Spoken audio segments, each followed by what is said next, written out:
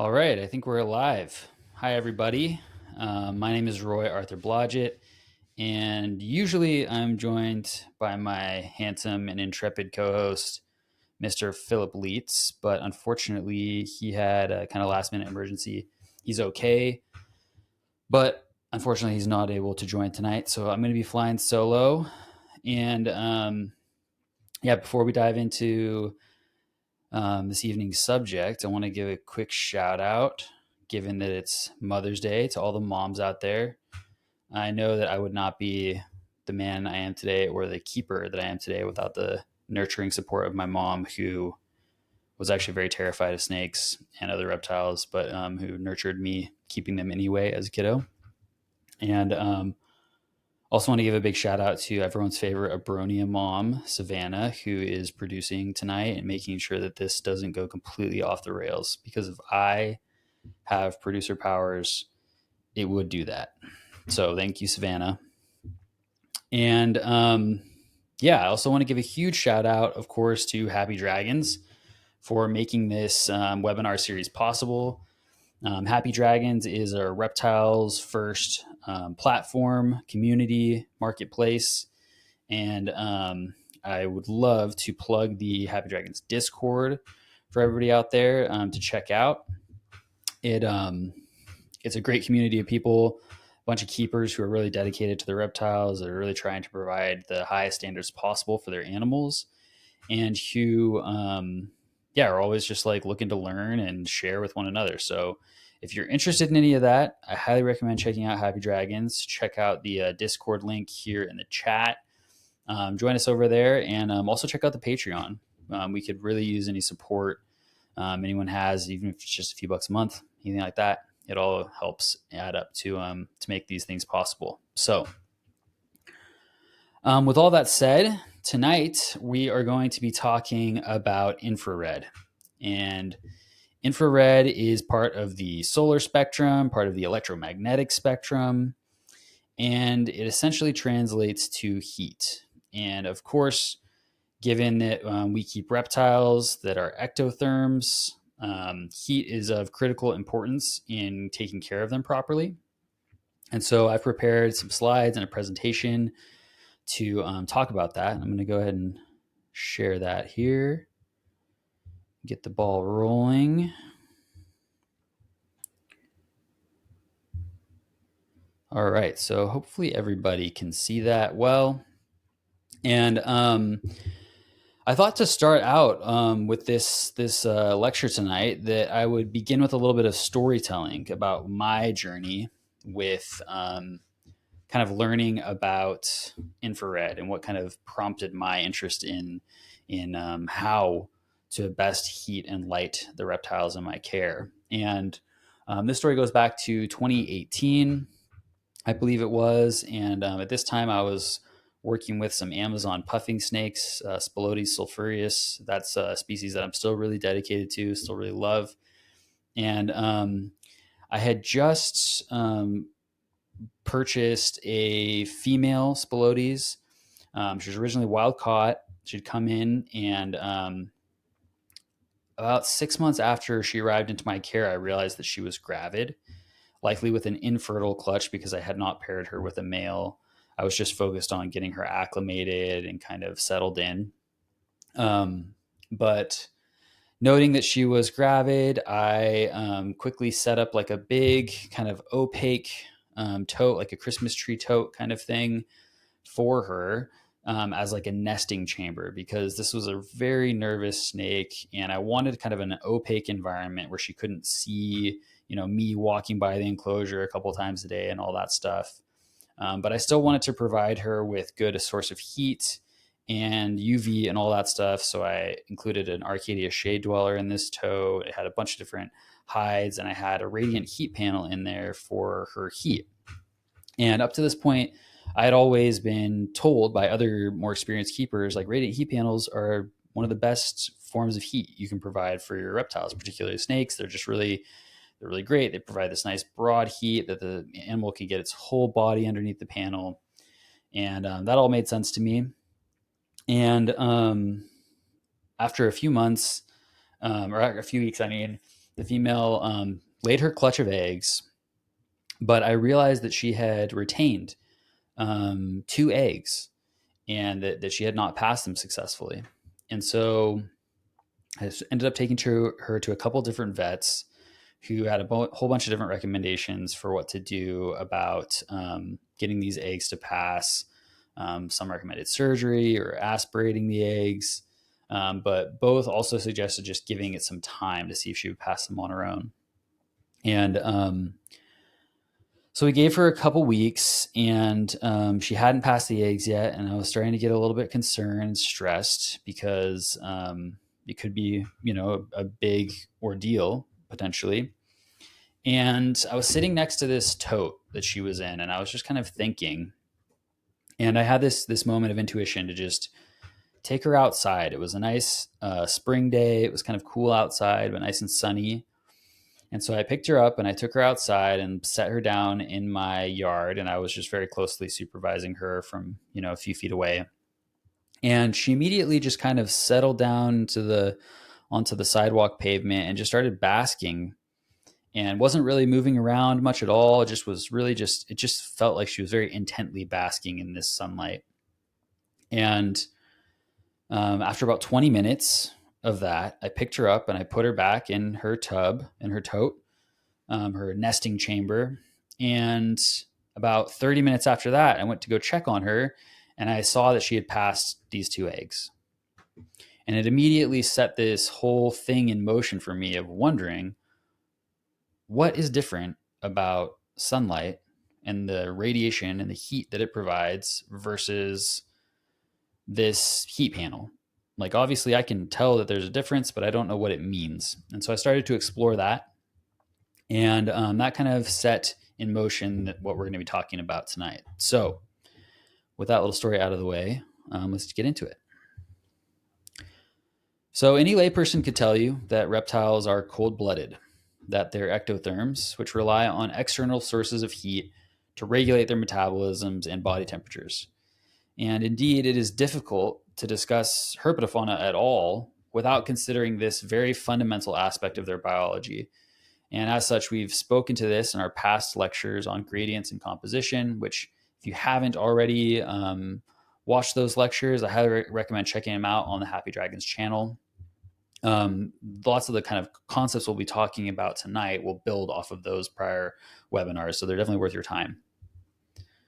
So naturally, as reptile keepers, we recognize the importance of providing heat sources for the animals in our care, whether it be in the form of an incandescent bulb or a ceramic heat emitter or a deep heat projector or a radiant heat panel. And even the most basic kits, like the bearded dragon kits and the chameleon kits you see out there, they will typically include a heating element of some kind because it just feels obvious and necessary that these ectotherms require that. However, are all of these heat sources of equal value?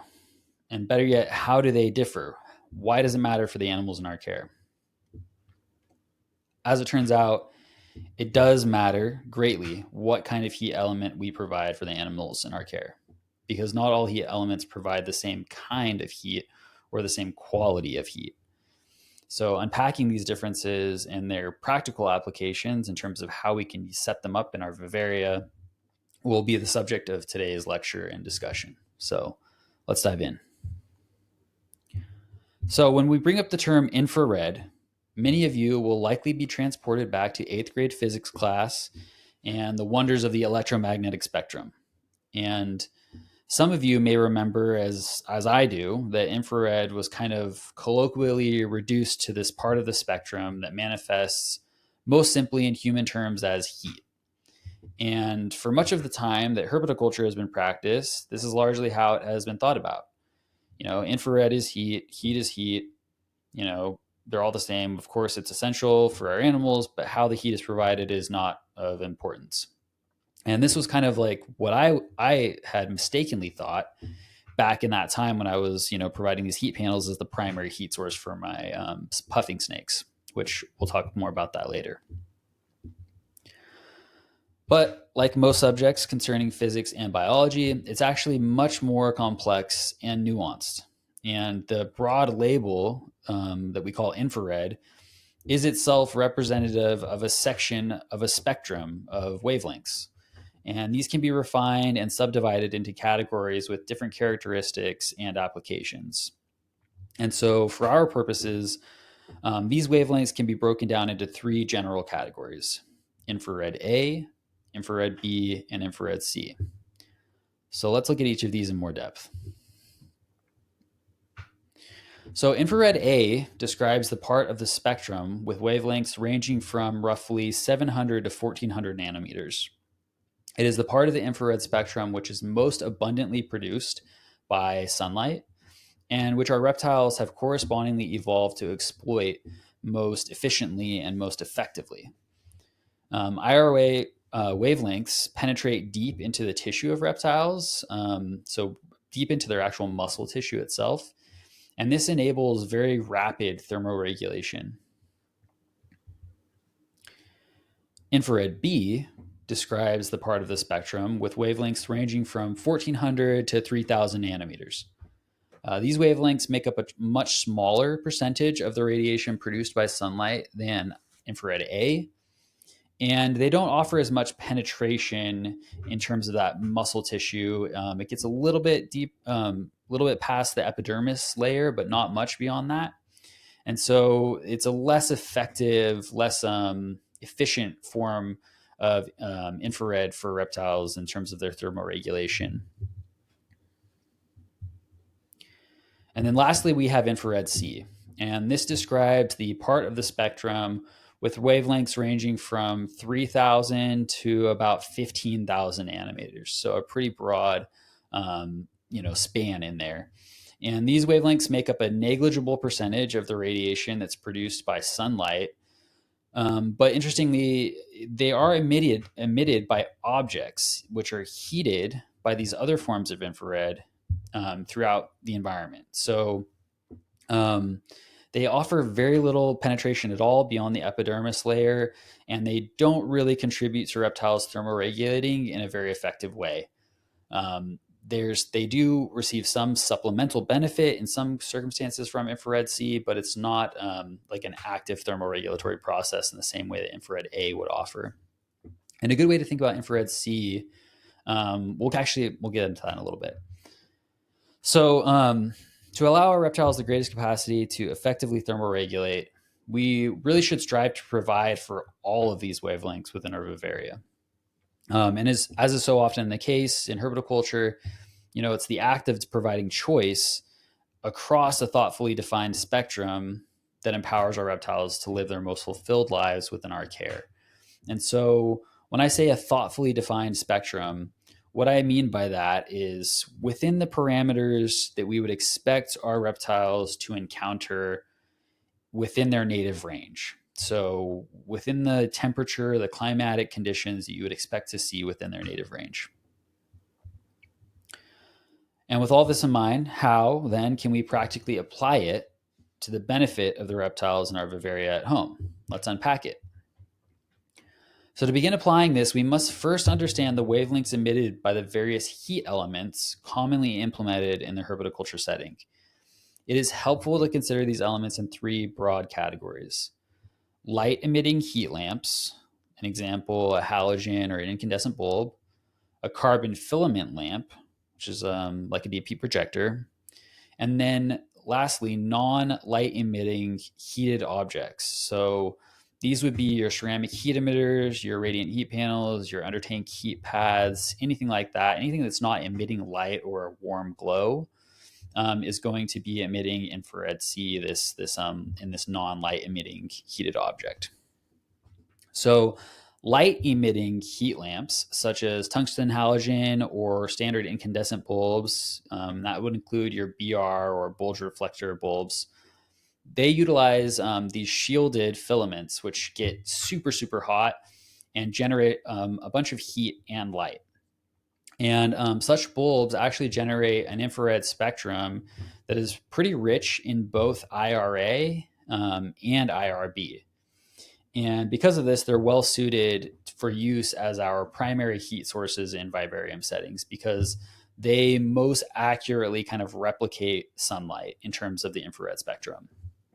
So In addition, when you use these things in conjunction with like vivarium decor that can kind of contain some thermal mass and amass thermal energy. So think of something like, a piece of slate that's right below your heat lamp, or a cinder block, or a brick, something that can kind of will heat up throughout the day, that will kind of become a thermal bank essentially.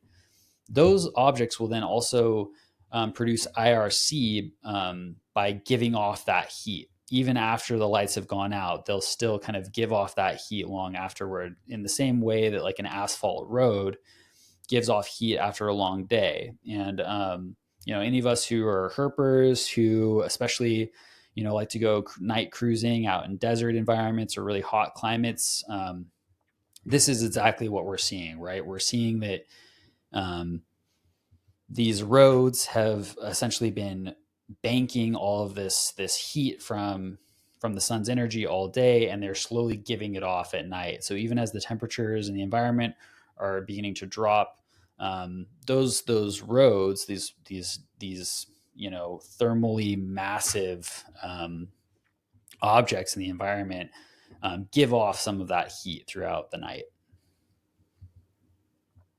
So then carbon filament lamps, such as like the deep heat projectors that we see, these they glow orange under power, but they don't produce like actual visible light in a meaningful way. And these primarily generate infrared wavelengths of infrared B and infrared C. And as such, they have actually very little practical application as primary heat sources in our vivaria. So that can be disappointing for a lot of us who have kind of, fallen for, in some sense, the marketing of these products that say like this is the best kind of way to heat your reptile. It's actually technically not as great as, say, a halogen or an incandescent bulb. And it might have some practical applications, which I can get to a little bit later, but for the most part, they're not super useful. So then we'll get to what about, ceramic heat emitters, radiant heat panels, heat tape, all of these other, again, non-light emitting heat elements. In the case of all these, none of them produce significant quantities of light, infrared A or infrared B. And as such, they do not possess the attributes which allow our reptiles to thermoregulate effectively and efficiently. And as such, they don't represent appropriate primary heat sources. I think a lot about, back in the 90s when I was a kid, kind of growing up keeping reptiles, we had heat rocks, which are, kind of famously like this thing relegated to the distant past of herpetoculture, and everyone kind of makes fun of. But they were notorious for causing thermal burns in reptiles. And these are a good example of an IRC, source. They didn't produce any visible light. It was essentially just a rock, a little object that was heated up. And part of the reason why reptiles were so prone to burning themselves on these objects is that they would actually sit on the heat rock, which was in the enclosure, and in an attempt to get warm, they would just hang out on this heat rock. But because it was only infrared C that was being emitted by this heat source, none of the deeper penetrating wavelengths of infrared A, these reptiles were never actually feeling sufficiently warmed in the way that they needed to thermoregulate effectively, to process their food effectively, to drive their metabolisms effectively. And so they would actually end up burning their skin while not getting warm enough. It's kind of a terrible thing, but it's something that is worth kind of illustrating as just an example of how these things are different. Whereas, anyone who's observed lizards or snakes out in the wild, the way that they bask, they'll kind of move out into full sun for a few minutes. Sometimes they'll get nice and warm, and then they'll kind of go move about and do their thing before returning to that heat, the sunlight, for a few minutes at a time. And it's because those infrared A wavelengths allow them to actually heat up really quickly. They don't need to spend a long time necessarily basking. Sometimes they may choose to, especially if they have just consumed a large meal. but it's not as necessary as in the case of like infrared C. They just essentially can never get warm enough.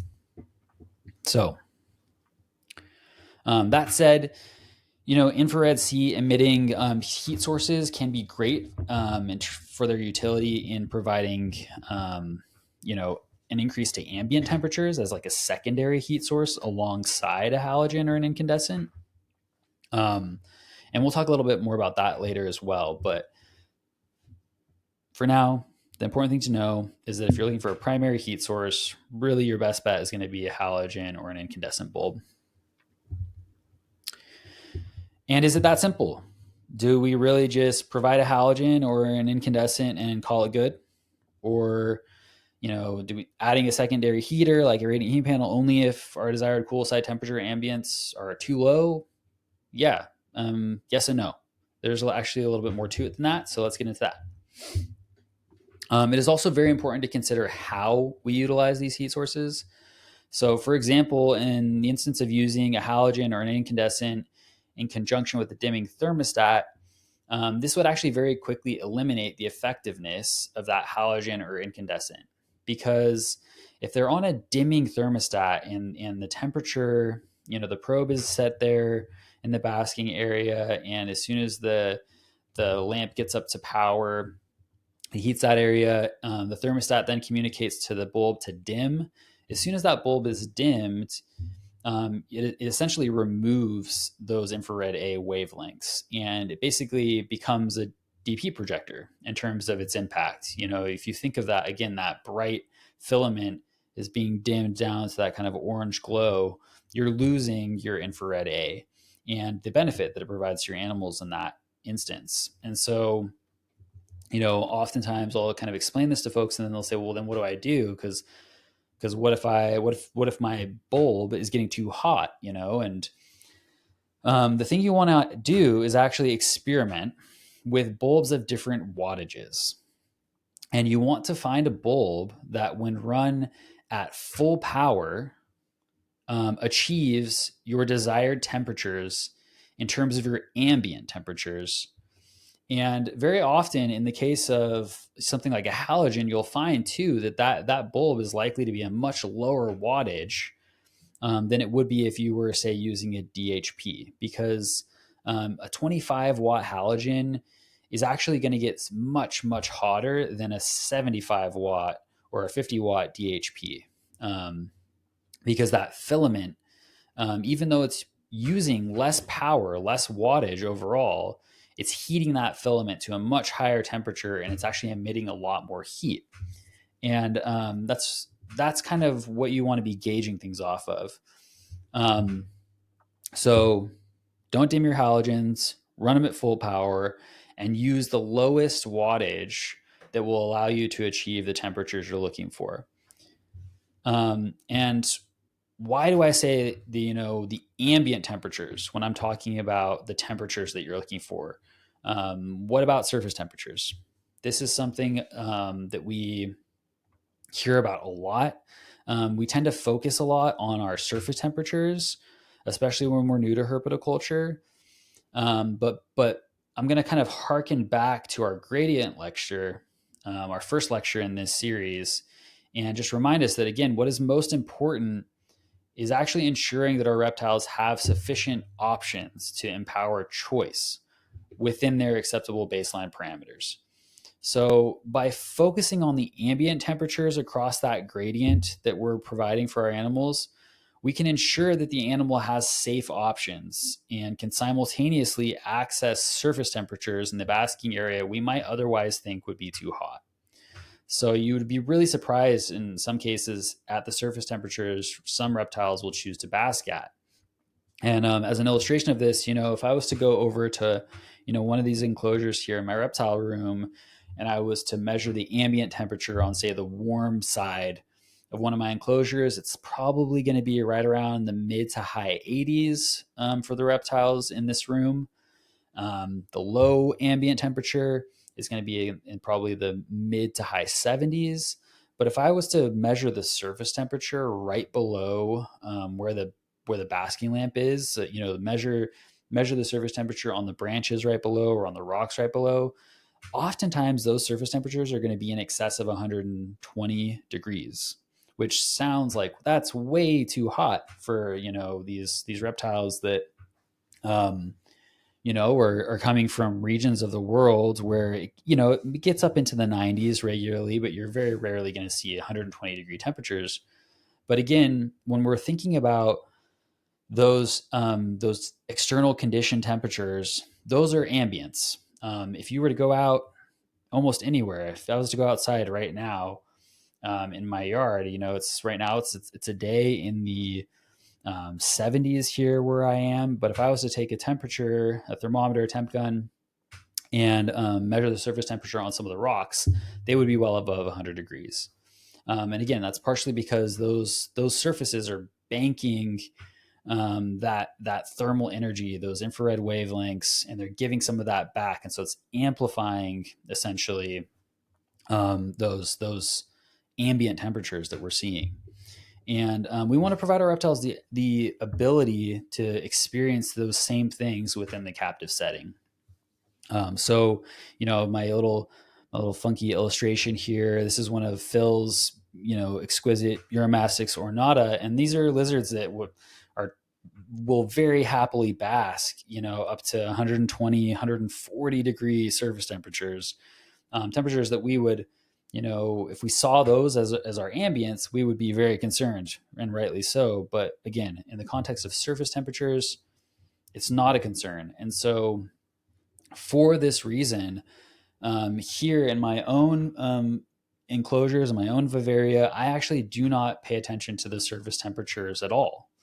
I just pay attention to my ambience, and I provide, most importantly, I provide a wide gradient to allow my animals to have choice. And so I know that even if that basking area is getting really hot, that any of my animals can escape that basking area at their leisure and get to a nice cool environment to cool off if they so desire.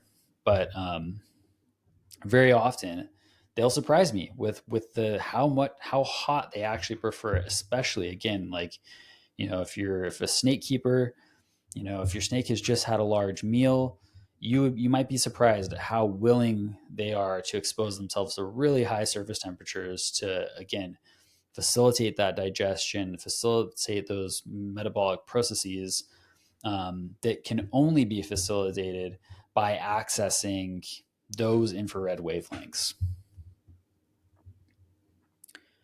So another question that kind of comes along with this is, what about nighttime heat?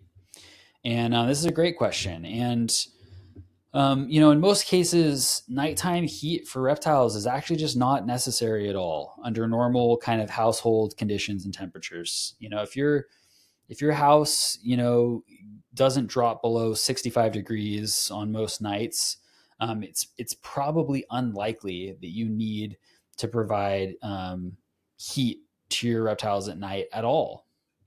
However, if you do live in a place where it gets particularly cold at night, or you live in an older house or a drafty house, and say you have, a species that's from the Guyana Shield, like I do, where it's very rarely below 68 degrees at night, what you can do to kind of moderate those nighttime temperatures is utilize a ceramic heat emitter or a radiant heat panel, one of those non-light emitting, heat elements. You can use that alongside a thermostat to control the low temperature. So you would set your CHP or your CHE or your RHP at 68 degrees or whatever, and it would just ensure that it doesn't drop below that. For those animals that are accustomed to warmer temperatures. But again, you want to research your animal. You want to get familiar with, like, how cold does it get at night where my animal's from, and you might be surprised because a lot of even our desert reptiles, our arid reptiles, they can experience pretty extreme cold temperatures at night in those environments, even as they're getting up into the triple digits during the day. They might be experiencing a 50-degree temperature swing from day to night in some of those environments. So that's all we have time for today in terms of the lecture. But there's really a lot more to cover on this subject and how it kind of dovetails with visible light and UV, which, of course, those are also essential to provide for our animals. And we want to provide all of these things in balance and in conjunction with one another to provide the best quality of life for our animals possible. But we're going to be kind of getting into those other aspects of the solar spectrum in an upcoming webinar. So we'll have that out soon. So stay tuned for that. And for now, I'm going to transition out of our presentation here after some brief acknowledgments. This is super important because this information, this presentation would not be possible without this generation's reptile lighting experts. We live in a great time for learning about and understanding reptile lighting, and that really goes to the work and dedication of some really generous people out there, including Roman Murin, Thomas Griffiths, Dr. Francis Baines, Serena Wunderlich, and all of these folks are on the Reptile Lighting group on Facebook, and they're really generous there with sharing their knowledge. And that's where I've learned everything essentially that I've just shared has basically been from posts and articles that these folks have shared over the last 7 or 8 years at this point. So yeah, I would highly recommend everyone, if you are on Facebook, that's one of the best reptile groups out there, the Reptile Lighting group. Highly recommend joining that. Just keeping an eye on things. And if there's a new product on the market, a new light or a new bulb, and you're curious about it, you want to know if it works and functions as advertised, that's a great group to go. You can type in in the search bar whatever light you're looking for, and chances are someone has already inquired in that group, what did the experts say about this light, and there will already be excellent high quality information there to go off of. So highly recommend that, and also just recommend following the work of these folks more broadly. Many of them have contributed really useful articles. Some of those articles are even in the files section on the Reptile Lighting group, where you can get into like everything that I've just shared in like a very abbreviated form. You can get into a lot more depth over there. So would highly recommend that for everybody. But yeah, with all that said, I'm going to go ahead and transition to the Q&A if anybody has any questions, and we'll kind of get to that. I'm sure that there are questions out there because this is a super layered, deep subject, and there's just no way for me to cover all of this in kind of an abbreviated, webinar like this. So let's see what we can do here.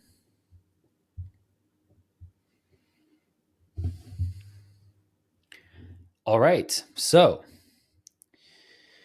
I'm going to go ahead and go over to our live stream chat. And forgive me, everybody, for being a little bit flustered. I'm used to really having my co-pilot and Phil there to kind of bounce things off of, and he helps kind of keep me on the rails. So if I'm a little flustered tonight and kind of tripping over my words, that's part of it. But let's see what I can do here. What results in the burns? Overexposure due to underexposure. And yeah, I mean, I kind of feel like I got into this right when I was talking about this this heat rock kind of phenomenon that I described. And I think it's essentially that's what it is. It's the animal is desperately trying to warm itself sufficiently to, again, maintain its metabolic functions, because it's just they're not able to do those things without an external source of heat. And so if the only form of heat that's provided for that animal is something that emits infrared C, they might just camp out under that heat element, or in the case of a heat rock, literally on top of that heat element. And even though the surface temperatures of that heat element are getting so hot that they can actually burn the skin of the animal, the wavelengths emitted are still not penetrating deeply enough into the actual tissue, the muscle tissue of the animal, for the reptile to feel warmed, to feel sufficiently warmed to, again, undergo those necessary bodily functions. And so that's essentially what causes the burns. I hope that's clear enough. Thank you, Shira. Thanks, Lance, Wayne, everybody. Why use CHE/RHP at night versus using a DHP? The reason for that is just that it's more natural, essentially, to use a CHE, a ceramic heat emitter, or a radiant heat panel at night, because at night, all of the heat that's in the environment essentially is going to be residual in the form of infrared C. Because sunlight isn't shining, they're not, your animals at night aren't receiving those infrared A or infrared B wavelengths at night. It's just not something that happens. And so, again, if we're trying to replicate nature and kind of nature's example, the best way to just moderate those ambient temps and kind of simulate, that environmental residual leftover sort of heat, the best way to do that is with something that emits infrared C. So a radiant heat panel, or, a ceramic heat emitter in that case. And, this also applies, even for nocturnal reptiles. So this is another question that sometimes comes up is, well, my reptile is nocturnal, like, does it really need a halogen? And I would say, yeah, I would still provide a halogen even for a nocturnal reptile, because a lot of nocturnal reptiles or crepuscular reptiles will still bask cryptically often during the day. And they still will receive the benefits of those infrared A and B wavelengths during the day. Even if they're not active, even if they're not awake, their body will still be receiving those wavelengths. And you'll often see, fields herping pictures of that people will post. Herping the Globe is a great Facebook group for field herping photos that you'll see like this, where people will photograph nocturnal reptiles, like nocturnal snakes, like say a mangrove snake, a boiga, sleeping on a mangrove branch, and it's, broad daylight. The snake is asleep, it's inactive, but it's being exposed to sunlight, and it's being exposed to all the things that sunlight brings. And so for that reason, I always advocate for pursuing this kind of guideline for heating your animals, just because I think it's the most efficient and effective way for them to thermoregulate. It's how they've essentially evolved, over vast millennia, to utilize that solar energy, the sun's energy. And in some ways, we can actually deprive them of something that they need by providing them other forms of heat. And yeah, it can really benefit them. So let's see what else here.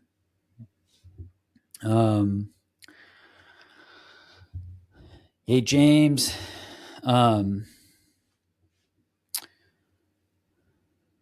So yeah, Kristen, I hope I explained that thoroughly enough. If that like is hard, isn't coming across as clear or anything, also feel free to like message me after the show even.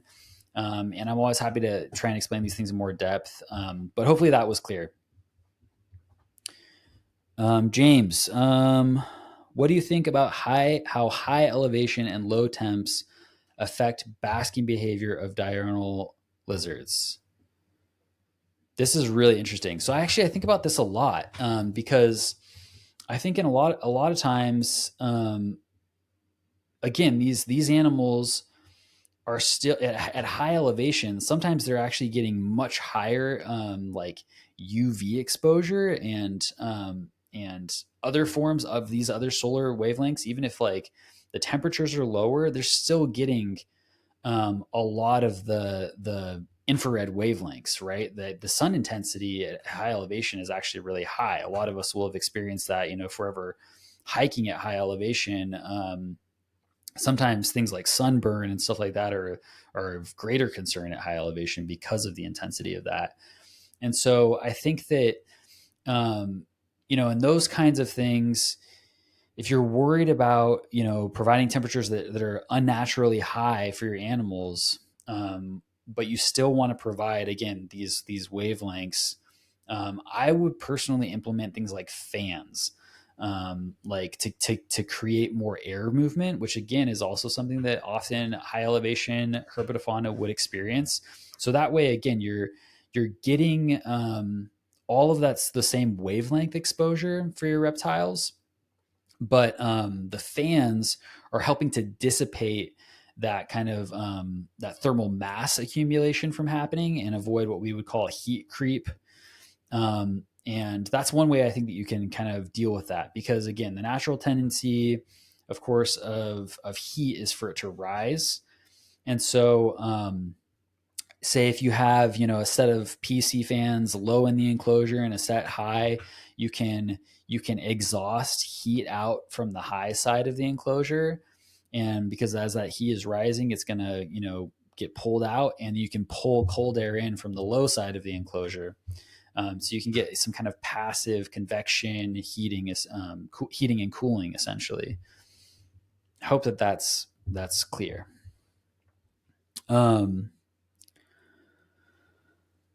um, yeah, on the note of not generally needing heating at night, what if a keeper is worried their animal will get too cold? What is and why is there a temperature drop at night? So again, I always say, you want to look to nature as your guide. So basically, no matter where you are in the world, it's going to be colder at night than it is during the day.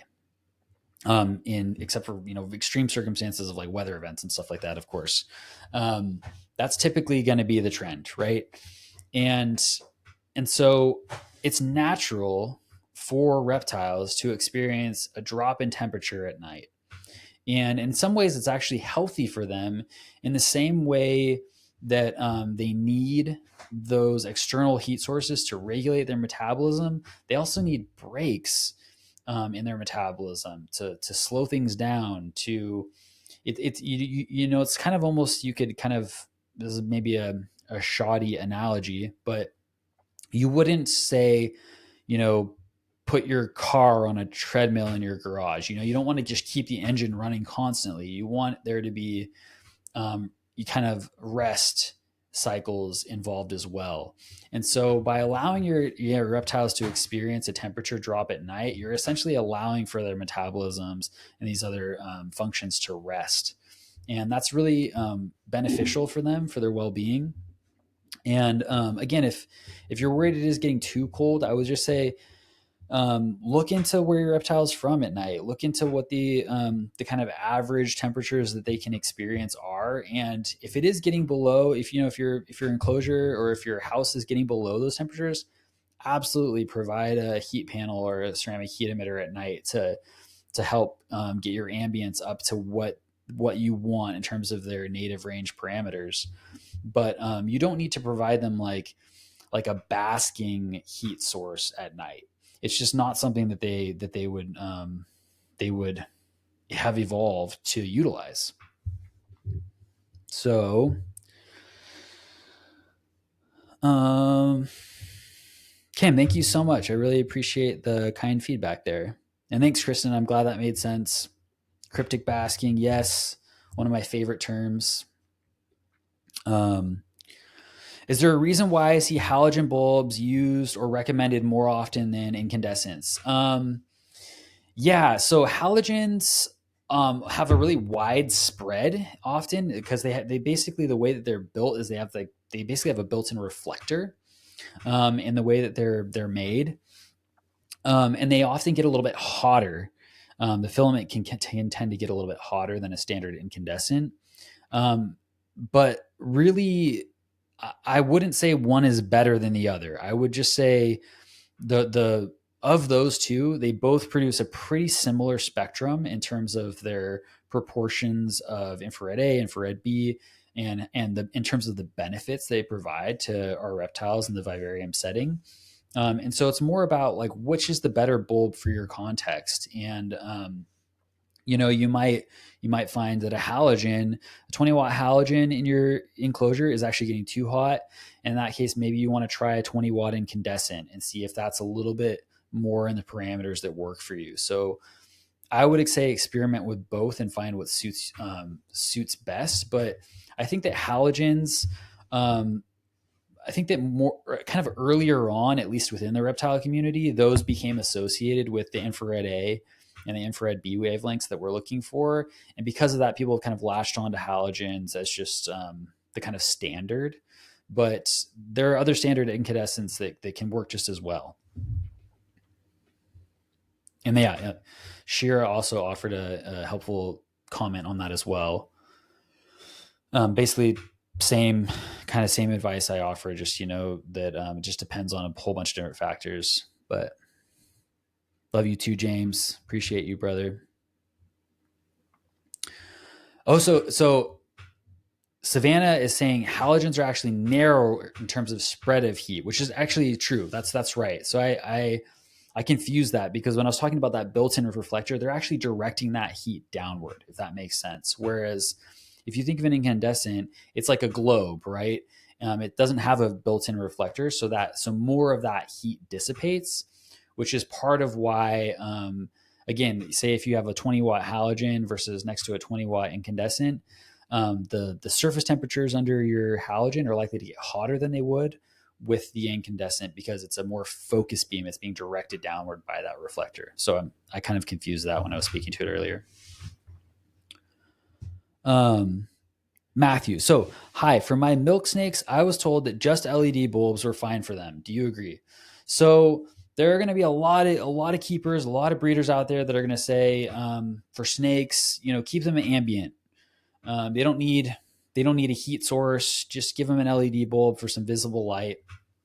And personally, my keeping philosophy is that's really not how they've evolved. Essentially, to utilize the solar radiation around them. And so for species like a milk snake, they're fossorial, so they're going to spend a lot of time underground. They're going to spend a lot of time hiding, but they're also going to spend a lot of time cryptic basking in the wild. And so, like for my own, like the closest example I could use to like a species related that I've observed in the field under wild conditions would be California king snakes. They're in the same genus as milk snakes. They're very closely related animals. They do occupy different niches in some respects, but they also have a lot of similarities. And I very often see California kings in the field cryptically basking, particularly in like grassland environments where it's a hot sunny day, or maybe it's even kind of an overcast day, but there's some kind of partial sun. That's often when I'll see king snakes out, but they'll be kind of like part of their body will be hidden under some layers of grass, because I think that a lot of times when breeders are thinking about, like, you don't want to provide light for these animals or that kind of heat for these animals because they're really sensitive, so that it'll freak them out. There are other ways to approach that. So again, you can give your animals cover. You can provide cover, underneath their basking area, so the snake can have part of its body, say, under a piece of cork or under a piece of slate, but it's still getting some of those halogen wavelengths. And what I would say is, in your case for your milk snake, I would encourage you to research what would be the best wattage of halogen or whatever to provide your animal.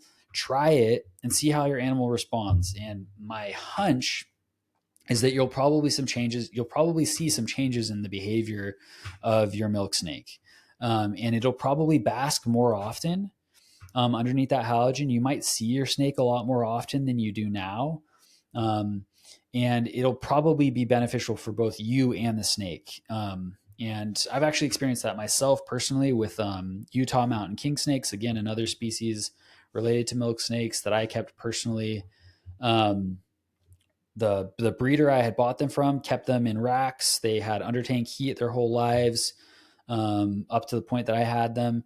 And when I got them, I moved them right into vivs that I had made. They had, UV halogens, overheads, all that stuff, and I got to see all kinds of cool behavior. They were out all the time. They were basking regularly. They were very active, and up until the point of receiving those snakes, I had talked to other keepers who had kept them, and they said that mountain king snakes, they're kind of boring. You don't really see them out very much. They hide a lot, and again, I think a lot of the reason for that is how they were provided for, and you can actually encourage a lot more, behavior and activity out of your animals by giving them kind of more wild like conditions. So I hope that is a good answer to that for you.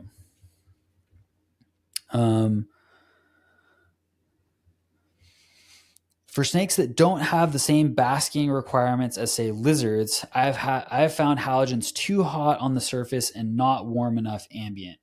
So that was Kristen. So Kristen, I would have some questions to clarify this, because kind of like what I was saying in the lecture, like I completely ignore my surface temperatures. And so when you're saying your surface temperatures are too hot, my first question is, are you sure? Because it may be that they seem too hot to you, but they're actually okay. Maybe as long as your ambients aren't getting too hot, your ambient temperatures aren't getting out of control, as long as your snakes can move away from those hot surface temperatures, maybe it's okay that they're getting hot. Or maybe the enclosure is too low. There's not enough height away from a distance from the basking bulb, and you might consider what would happen if I had a taller enclosure to create a little bit more space from the basking area. That's another thing to consider. These are kind of some of the questions that I would ask, because my immediate feeling is I don't know what a too hot surface temperature looks like, because I haven't personally experienced that in my own using halogens, these kinds of things. Even when the surface temperatures, like I said, in the lecture, are getting up to 120, 140 degrees, which, those are temperatures that, again, if those were your ambience, way too hot. There's very little out there that you want to be keeping at ambience of that kind of temperature. But surface temperatures are going to be so much higher than your ambience in almost any condition. So hopefully that's clarifying, gives a little bit of food for thought. It gives you some room to experiment there and see what might work. Savannah also offered some more feedback about the kind of halogen versus incandescent difference. And she offers that style of lamp, quote unquote, betterness comes down to the application. So like I was saying earlier, it all depends. If you want to heat the ambience more, or would like a larger basking area, then you'd benefit more from a basking lamp with, the frosted glass dome, like those bulge reflector or an incandescent style versus a halogen. And Shira is also saying, the behavior changes I've seen since taking Roy's advice on all of this has been a joy to witness. And that's been so cool. I got to consult with Shira a little bit. We had just like a one-on-one Zoom session. She was showing me her enclosures, which are awesome, by the way, and asking like, what should I do here? Can I do something better here? And she made some changes and got to see some really cool behavior. So I would highly recommend, actually, if you haven't already, check out Shira's channel on YouTube, Snake Therapy with Shira Loa. And she recently released both a live stream talking about this same subject, and another, kind of an informative video talking about the same subject. Did an amazing job, a lot of amazing graphics in there, and a lot of it. Again, it aligns perfectly with the lecture I provided tonight. So would highly recommend checking that out as well. Sometimes it really helps to go hear these same kinds of things from other people that it might explain it in a way that lands better for you. So please check out her stuff as well. Oh yeah, and then Savannah also offered a really great option too about that whole surface temperature too hot thing to consider, which is maybe swapping out the actual basking surface. So different materials will heat really differently. They'll have different capacities for thermal mass. And so again, that's part of why I'm leaning away from surface temps, because I just don't pay attention to them. But like if you say for example, you were to, put a halogen on a piece of cork versus a piece of slate, the surface temperature of that piece of slate is going to get much, much hotter than the surface temperature than that piece of cork, because that heat capacity of that slate is much higher than it is for that cork. The cork is actually really insulating, so that could be another thing to consider trying. If your surface temperatures are getting too high, well, what's the surface temperature? What's the actual surface itself? Can you change that out to something more insulative, like a piece of wood or a piece of bark, cork, something like that?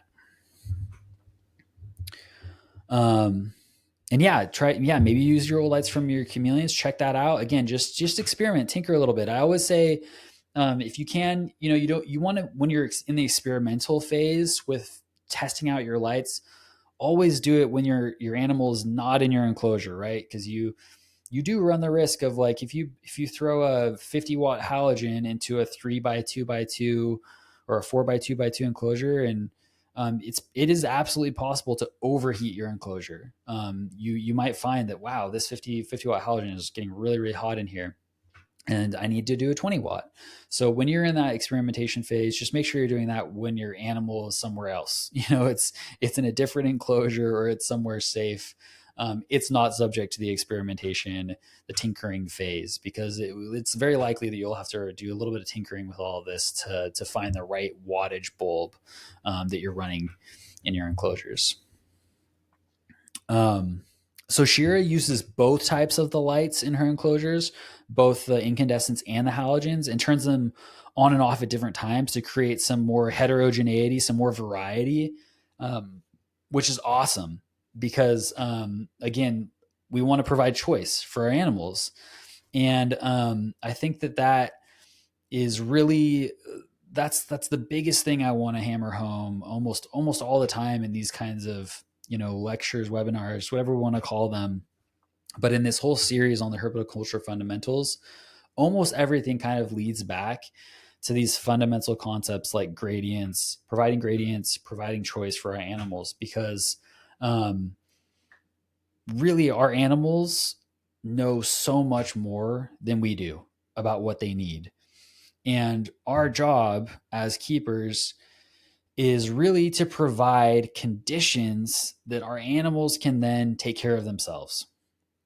And in some ways, it sounds a little chaotic to provide, like I was saying earlier, to provide a light that might produce really high basking temp or surface temperatures that you're not used to. That might sound a little scary at first, but on the other hand, you might find that your reptile loves that and utilizes those temperatures and is a lot healthier, a lot more active, a lot more vigorous, and curious than it was before. So, yeah, I'm just going to see if there's any other little last questions here. We're coming up on an hour. I know it's a Sunday night, so I don't want to take up too much of everyone's weekend, but thank you, Dean. I appreciate you. Appreciate the feedback.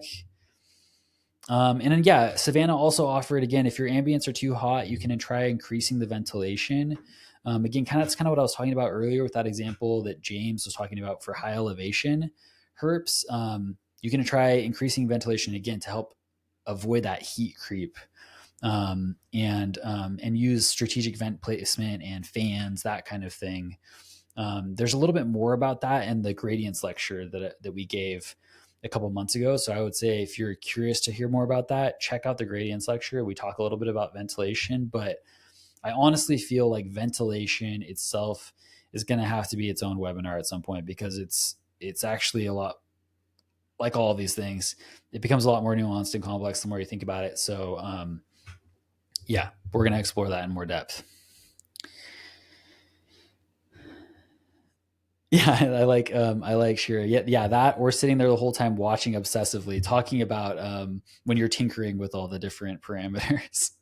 um, James says he loves the chaos. Yes, they will find what they need. Conditions of the wild are far more intense than most of us can comprehend, and that's so true. And you know that super well, James, from observing these high elevation populations of collared lizards and stuff, which, like, you've actually shown me videos, like, it snowed yesterday, and today it's like this beautiful sunny day, and the lizards are out, and there's still snow on the ground. There's, these are, it's pretty amazing what these animals can tolerate. So, um, yeah, and I also really appreciate, this is a kind of maybe a great thing to kind of close on too, is just to again remember that the animals we work with themselves, they are themselves individuals. This is something that Shira was just offering here in the chat, is that even within a certain species, they're going to have their own preferences, and some are going to like different things than others, and that's